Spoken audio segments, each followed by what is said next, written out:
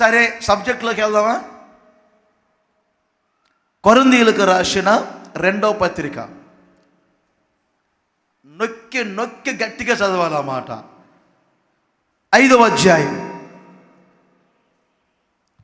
14వ వచనం. తీసిన వాళ్ళందరూ చదవండి గట్టిగా. ఇంకా స్వరం పెరగాలి మీలో. అదేనా ఉన్న స్వరం అంతా గట్టిగానండి.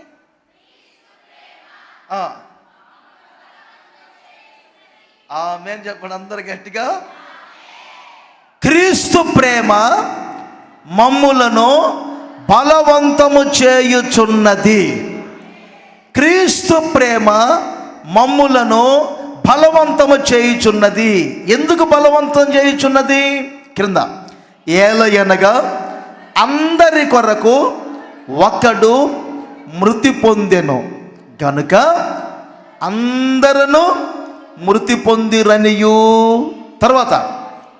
తర్వాత జీవించువారు ఇక మీదట తమ కొరకు కాక తమ నిమిత్తము మృతి పొంది తిరిగి లేచిన యేసు కొరకే జీవించాలని క్రీస్తు ప్రేమ మిమ్మల్ని బలవంతము చేయుచున్నది.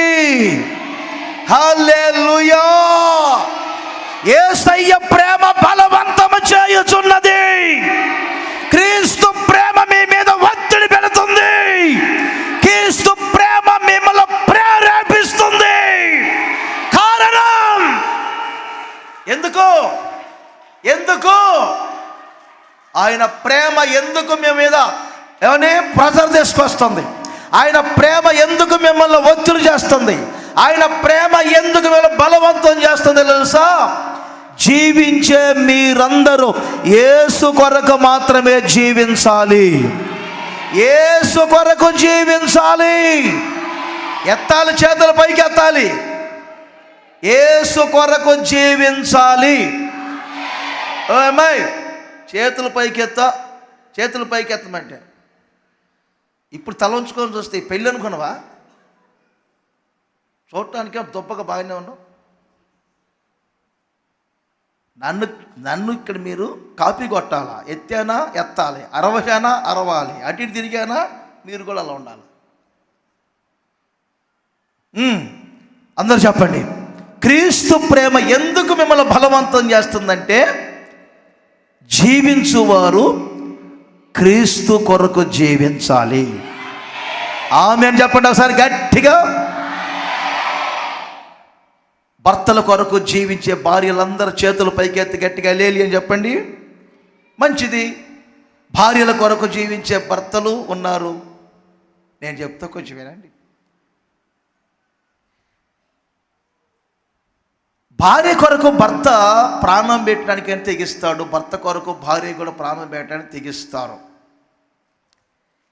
అసలు ఏం మేలు చేశాడు భర్త గారు మీకు? ఒక విధంగా చెప్పాలంటే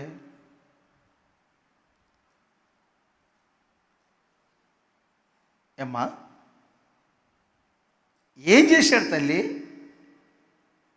కోట్ల ఆస్తి ఏమైనా కూడబెట్టాడా? మీ కొరకే బెంజి కారు కొనడా? అయ్యా ఏమనుకోబాకండి, ఉదాహరణ చెప్తున్నాను.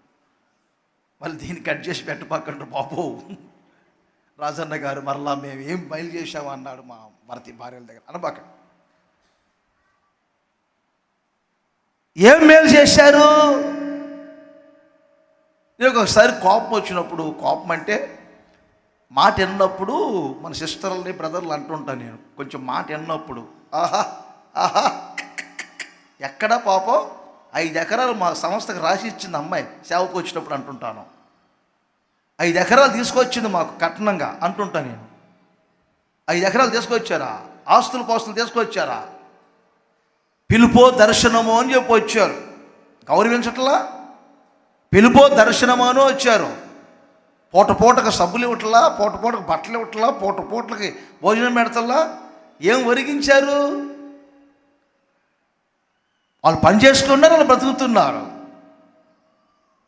ఎవరు ఏం ఒరిగిస్తున్నారు? భార్యగా మీరు చేసేది ఉంది, భర్తగా వాళ్ళు చేసేది ఉంది. సమపాలుగా చేస్తున్నారు. సరిపోయింది.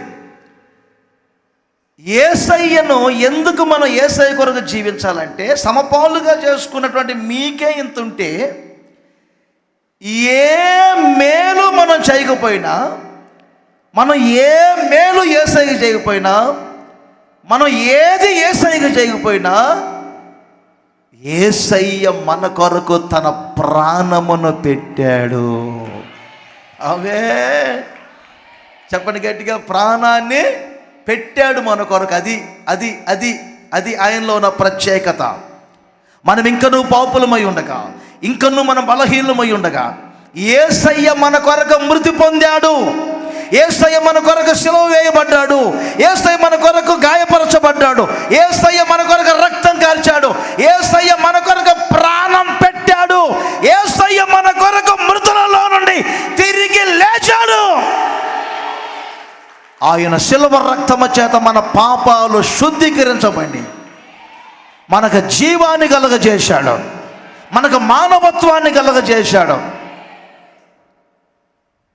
అదే అదే మనం పాడుకునే పాటలో, హేతువు లేకయే ప్రేమించినావు,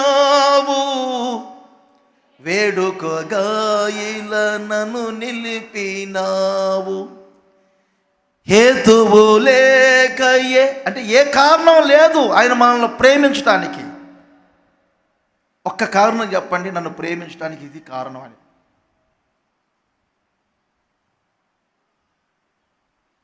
గోటికి కూడా సరిపోము ఆయనకి మనం.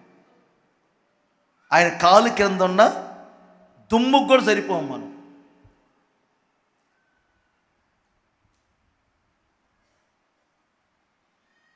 ఆయన ఎక్కడ, మనం ఎక్కడ? ఆయన మనల్ని ప్రేమించటానికి హేతువేమిటి, కారణమేమిటి?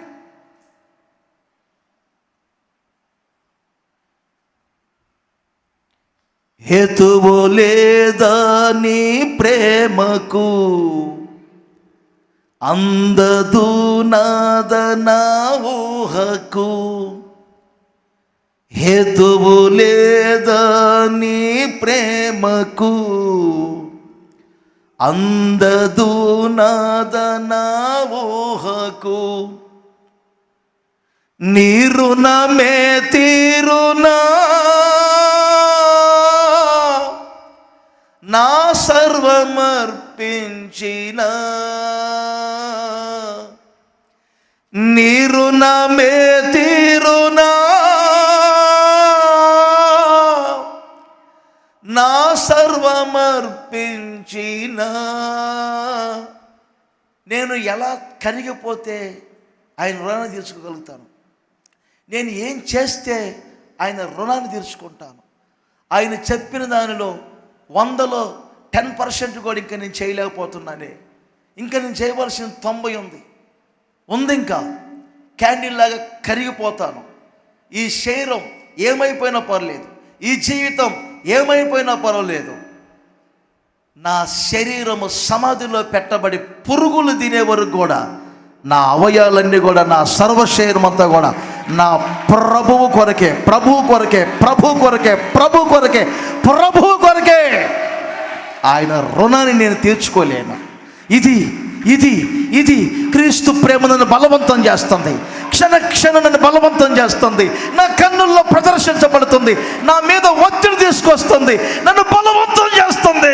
ఆయన కొరకే బ్రతకాలని, ఆయన రుణాన్ని ఎలా తీర్చుకోవాలని, ఆయన త్యాగాన్ని ఎలా తీర్చుకోవాలని, ఆయన కొరకు నేను ఇంకా ఎలా బ్రతకాలి, ఎలా బ్రతకాలి, ఎలా బ్రతికితే ఆయన రుణాన్ని తీర్చుకుంటాను, ఆయన ఎంత ఘనపరిస్తే ఆయన రుణాన్ని తీర్చుకుంటాను, ఆయన ఎంత స్తుతిస్తే ఆయన రుణాన్ని తీర్చుకుంటాను.